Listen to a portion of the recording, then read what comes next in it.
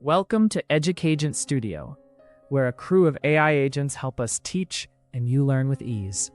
Here's the problem we'll solve today. We're given a simple-looking 3D linear system with A equal to the identity matrix, and we'll interpret it two ways, as three planes whose intersection is the solution point 2, 3, 4, and as a combination of the columns that builds the vector B.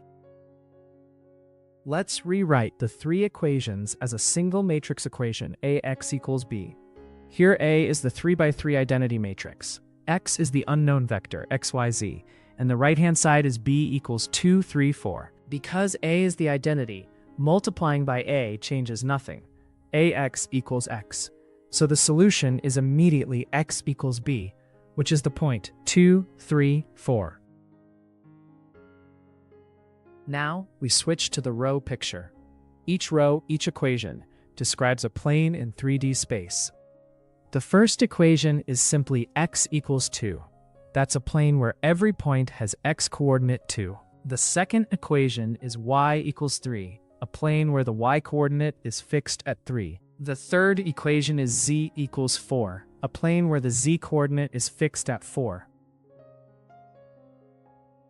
Visually, these are three mutually perpendicular planes. X equals 2 is parallel to the YZ plane, Y equals 3 is parallel to the XZ plane, and Z equals 4 is parallel to the XY plane.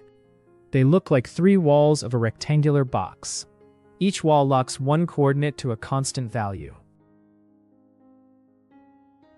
If we satisfy X equals 2 and Y equals 3 at the same time, we're forced onto a line. All points of the form 2, 3, z, that line runs parallel to the z-axis. When we also impose z equals 4, that line collapses to a single point, the unique intersection of all three planes, 2, 3, 4. That point is the box corner where the three perpendicular planes meet. Now for the column picture. Instead of planes, we think of building the vector B by combining the columns of A. Writing A in terms of its columns A1, A2, A3, multiplying by X means take X1 of column 1 plus X2 of column 2 plus X3 of column 3. For the identity matrix, the columns are the standard axis directions. One step in X, one step in Y, and one step in Z. So the columns literally point along the coordinate axes. Now plug in the solution weights. We need 2 copies of A1, 3 copies of A2, and 4 copies of A3. When we scale each axis vector and add them, the result is exactly B equals 2, 3, 4. Add them tip to tail.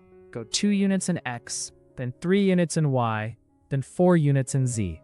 The final endpoint is 2, 3, 4, so the overall arrow from the origin is exactly B. This is the column picture statement. The weights 2, 3, and 4 tell you how much of each column you need to reach B. Let's summarize both views of the same system. In the row picture, the equations are three perpendicular planes, and their unique intersection is the point 2, 3, 4. In the column picture, B is formed by a weighted sum of the columns.